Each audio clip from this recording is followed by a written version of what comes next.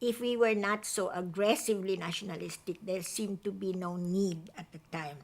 The people, we were promised independence, and we believed that it was coming, that it was just a matter of time, that if we were ready for it, we would get it. So there was no need to be so assertive about our nationalism, maybe let's put it that way, at the time. However, in certain periods during the American regime, I remember there was quite a lot of nationalistic feeling. I still remember talk of, although we were quite young at the time, when Governor General Wood was here and there was this conflict, eternal conflict between him and Quezon, then there was this strong feeling, this strong identification with the Filipino side, always. Because I think that's something you have to credit the Filipino with, regardless. From the beginning, he never identified himself with the foreign conqueror, never. 300 years of Spanish rule, they never identified with the Spaniards. The Spanish causes and aims were Spanish. The Filipino was different. We went along, people served in the government or whatever, imbibed the Spanish culture, but they were always Filipinos. Even with Spanish blood, they were Filipinos. The same way with the Americans, we imbibed what they had to offer, but we never for a minute, except for some stupid people who want to get the benefits of being American, never for a minute thought that we were Americans or felt that we were Americans. We were Filipinos. Now that the American government was here, was hopefully a very temporary thing. And that's what. Now, if we were not so aggressively nationalistic, it's because it was taken for granted that in due time and very near, in the very near future, we were going to be given the independence they promised. So there was no need for pushing it too far.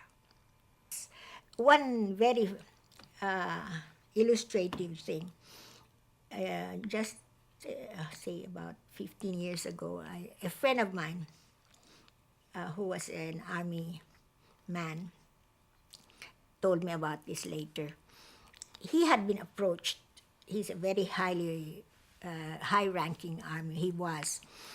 He had been approached by a CIA agent to furnish information and to help him. And since he was of our generation, he thought nothing of saying yes, he would. So he incidentally just happened to talk to his son about this man, CIA man, talking to him. And the reaction of his son was something that astonished him. He said, "Papa, how can you do that? You'd be a traitor to the country." Now that is the difference. We think that we can help the Americans in every way because we sort of identified with them because we were democratic, we were all for democracy, motherhood, and everything good. So we are all on the same side, so we are going to help as much as we can. That is the way was the thinking of our generation. But this generation thinks, no, America is a foreign power. To them, America and Russia and everybody else are foreign powers. But to us, of our generation, we say, America is different, Uncle Sam. He's a sort of relative as far as we felt. We felt sort of an identification still. But this generation doesn't identify. If it happens that the national interests of the United States are the same as our national interests, so good. But if they conflict, too bad. We are Filipinos, you're Americans. We tend to always favor the American side. Let's face it, it's true. But the thinking Filipino examines every issue from the point of view of national interest. Now, the fact that many of our national interests sort of coincide makes it great. Now, in the few times when our national interests don't coincide, and that's when there are these conflicts. And I think that's it.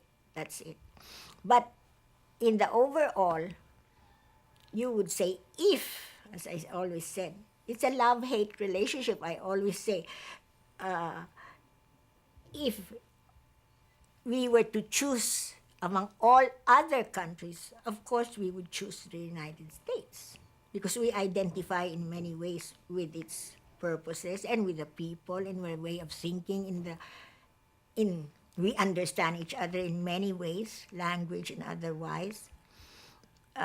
That's it. That's the leaning towards the United States. All our politicians want to make a trip to the United States and find out which way America will lean. And principally, really, because that's from where all blessings flow. Look, in this situation, in our present campaign, although nobody will actually admit it, the American influence is very important. The American aid, where it will go, will decide this whole elections. It's true. Now, the American pressures can also prevent certain very bad practices that are being practiced. In fact, many are of the opinion that these very elections are a concession to some kind of American pressure, that the Americans want a credible Marcos government before they start releasing the aid. So the general consensus of the people not exactly in the know, but who come to their own conclusions, is the Americans forced the snap elections on Marcos so they can whitewash him.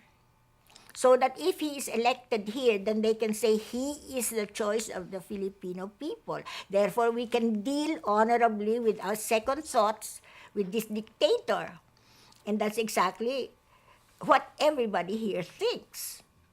That this is a whitewash. This is an attempt to whitewash. And that the reason why we were not of the opposition given a chance to really prepare. 45 days to fight a dictator in an election, when you didn't even know 45 days ago who would be the candidate, it is obvious that they were stacking the cards in favor of Marcos to whitewash him, to say he's a democratically elected leader. Because otherwise, if they had waited a year or two more, if he had survived, of course, then the opposition would have been so strong that he couldn't possibly have survived it.